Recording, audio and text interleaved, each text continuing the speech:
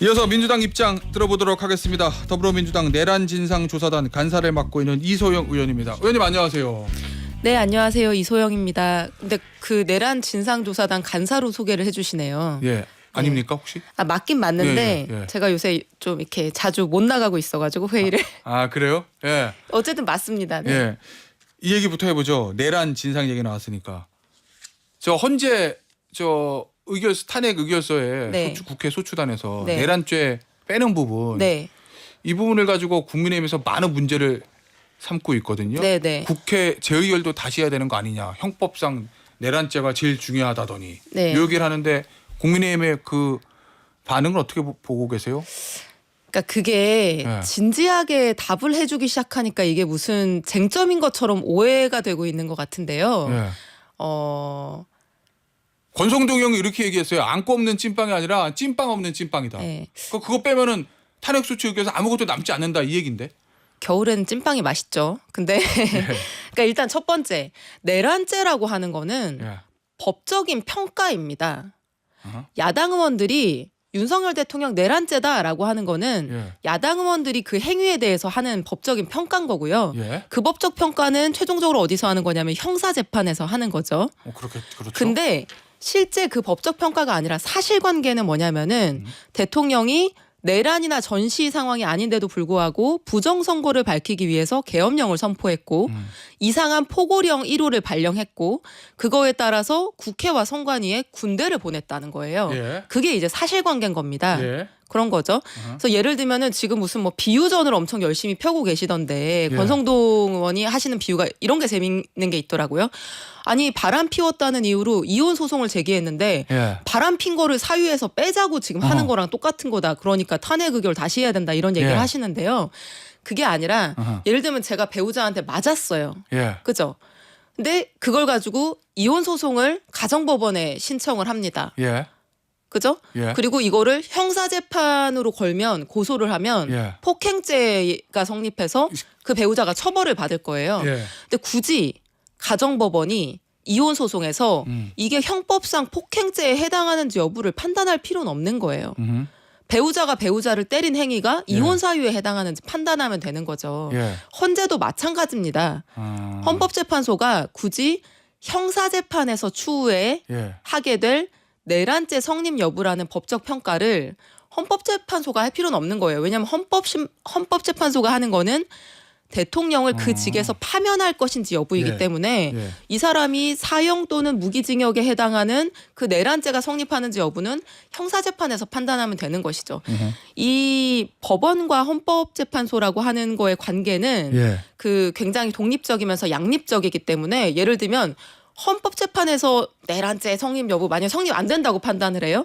그게 법원을 귀속하지 않죠? 예. 그럼 법원에서는 내란죄 유죄가 나올 수도 있는 겁니다. 예. 반대로 헌법재판소에서는 내란죄가 성립한다 이렇게 판결서에 적었는데 예. 법원에서는 무죄가 선고될 수도 있는 거예요. 그럴 수도 있죠. 이런 예. 우려 때문에 형사재판에서 판단해야 되는 거는 사실 이제 법원에서 판단하는 게 원칙인 거고요. 예. 헌법재판소는 본인들이 판단해야 되는 과제, 어허. 대통령의 파면 여부에 대해서 판단하면 되는 거죠. 예. 마치 가정법원에서 폭행죄 성립 여부가 아니라 이혼 사유가 해당하는지 여부만 판단하는 거랑 같은 거예요.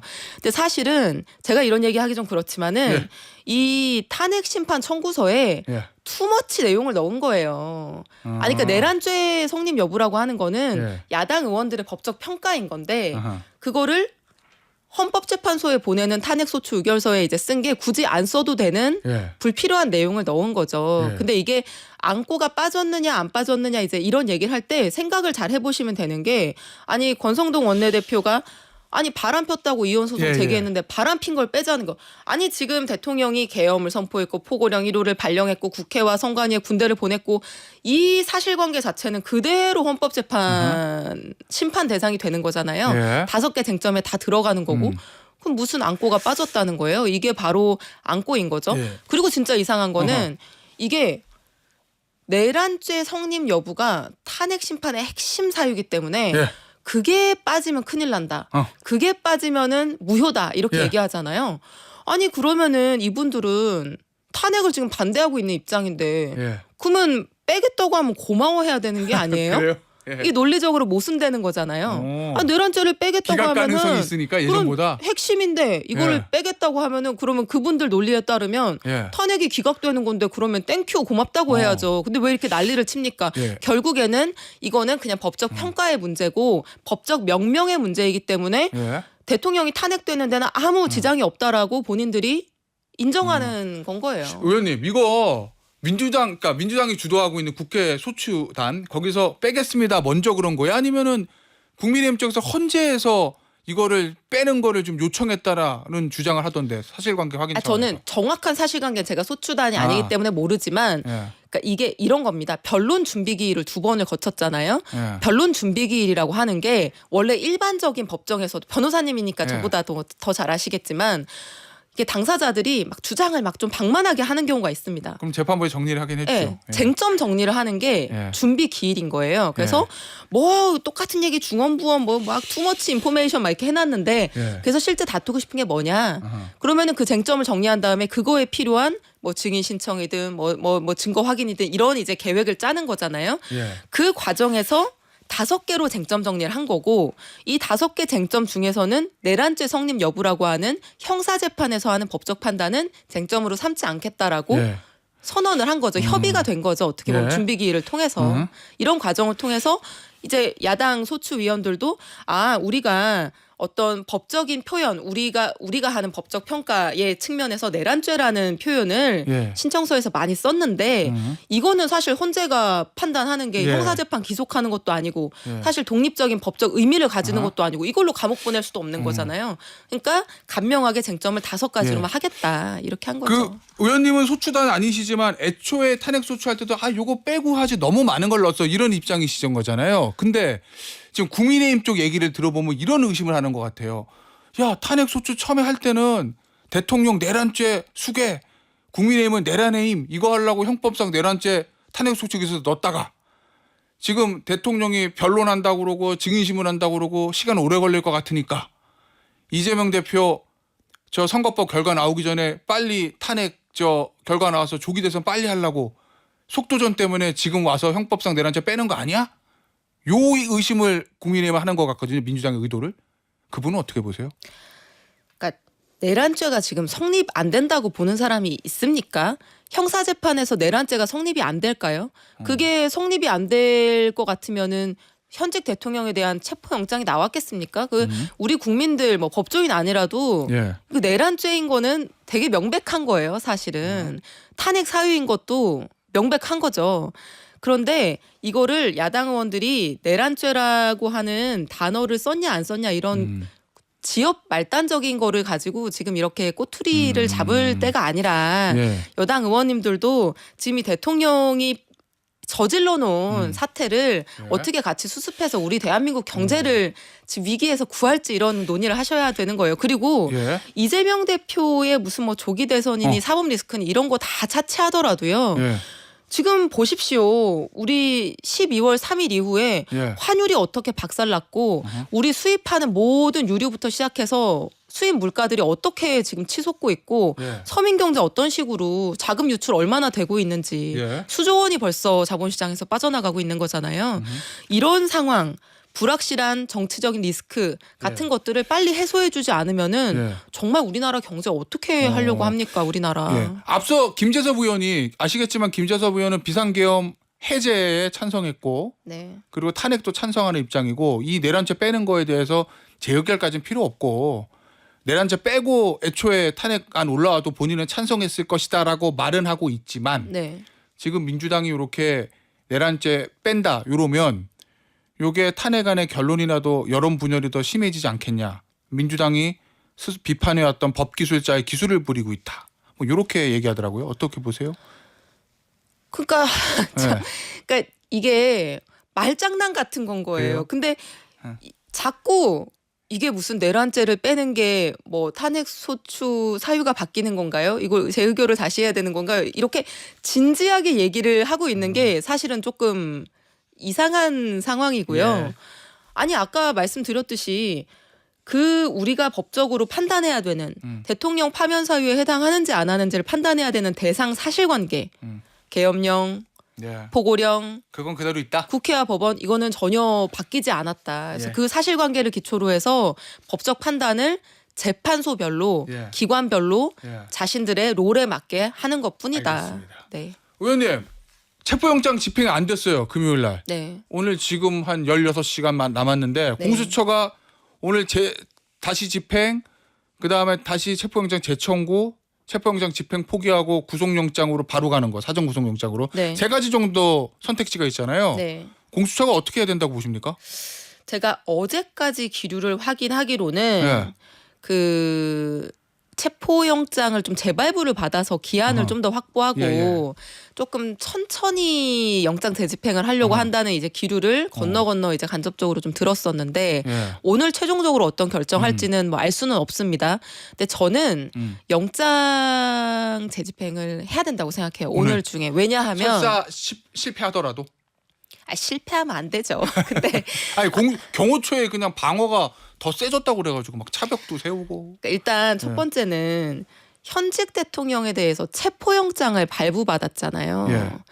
그냥 소환 조사 뭐 몇 번 더 하지 않고 체포영장을 청구했단 말이에요. 그리고 법원이 그걸 발부했어요. 예.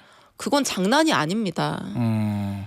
아니 집행을 해도 되고 안 해도 되는 거였으면 애초에 영장 청구를 하면 안 됐던 거고요. 이 법원 발부한 판사는 얼마나 고민을 많이 했겠어요. 그럼에도 불구하고 이 사안의 중대성, 이 범죄의 엄중성 때문에 이거 대통령 불러서 예. 조사해서 법적 처리 여부를 빨리 판단해야 된다라고 하는 굉장히 어려운 결정을 한 거거든요. 예. 그러면 그 영장을 발부받은 공수처로서는 이거를 총력을 다해 집행할 책임이 있는 거죠. 그리고 그 현직 대통령에 대해서 체포영장 집행하려고 하면서 아니 이 정도 대응과 이 정도 저항을 예상하지 못하고 들어갔다는 것도 예. 이해하기 어려운 부분인 거예요. 지금 이제 드러나고 있는 상황들을 보면은 이제 그런 거잖아요. 대통령 관저에 경호처 자체 인력도 있는데 예. 군 경비단도 있고 어허. 경찰 경비단도 있어요. 예. 근데 경찰 경비단은 그때 방어하는데 하나도 협조 안 했다는 거죠. 예. 군 경비단도 제1차 철문을 열어준 거잖아요. 예. 아니 그래서 1차 철문 뚫고 2차 뭐 방어선인지 저지선인지까지 뚫고 3차까지 올라간 거잖아요. 아니 노조위원장을 체포영장 집행하려고 해도 그 정도 스크럼 짜고 대응하는 건 있습니다. 근데 그럴 때 경찰이든 수사기관 어떻게 합니까? 예. 한 명 한 명 다 드러내서 영장 집행하는 거잖아요. 그거 되게 일반적이고 이거는 책임 있는 영장 집행 기관한테 우리가 기대할 수 있는 바인 거죠. 그래서 저는 첫째 날 5시간 반 만에 철수한 게 오히려 좀 정상적인 의사결정이 아니었다고 생각하고요. 예. 공수처가 신뢰를 완전히 잃어버리지 않으려면은 예. 오늘 다시 재집행해서 성공을 해야 됩니다. 그 민주당 내에서도 그런 얘기는 좀 나오는 것 같더라고요. 보도 보니까 공수처가 수사 의지와 수사 능력 다 있냐? 여기한테 맡겨도 되겠어? 라는 좀 공수처의 의지와 능력 자체에 대한 근본적인 의문을 가지고 있는 의원들이 있다. 이런 보도 있던데 어떻게 보세요? 뭐 저도 약간 있는데 예. 근데 아직까지 뭐 일단 체포영장 기한 하루 남았고 지금 뭐 뭔가 해보려고 하는 상황에서 뭐 이거를 의지가 있냐 능력이 없냐 이렇게 뭐 하고 싶진 않고요. 예. 하루 정도 지켜보고 예. 저도 뭐 할 말을 하겠습니다. 예. 아니 지금 저 대통령 측에서 영장 집행을 거부하는 가장 큰 이유가 수사권에 공수처 없다 이 얘기인 거잖아요. 여러 가지 이유들 중에 하나가 어제 TV조선 단독 보도 보니까 윤석열 대통령 측이 이거 공수처에서 경찰로 다시 재이첩해서 경찰에서 수사해서 영장 청구 소환을 요구하면 응할 수도 있다. 대신 경찰청사는 아니고 뭐 관저라든지 제3의 장소에서 뭐 이렇게 얘기를 하더라고요. 그 방안은 어떻게 보세요? 아니 옛날에 국민의힘 모 고위 인사가 그런 말 하지 않았나요? 예. 피의자가 예. 수사기관 고르는 법이 어디 있냐. 오. 그잖아요. 예.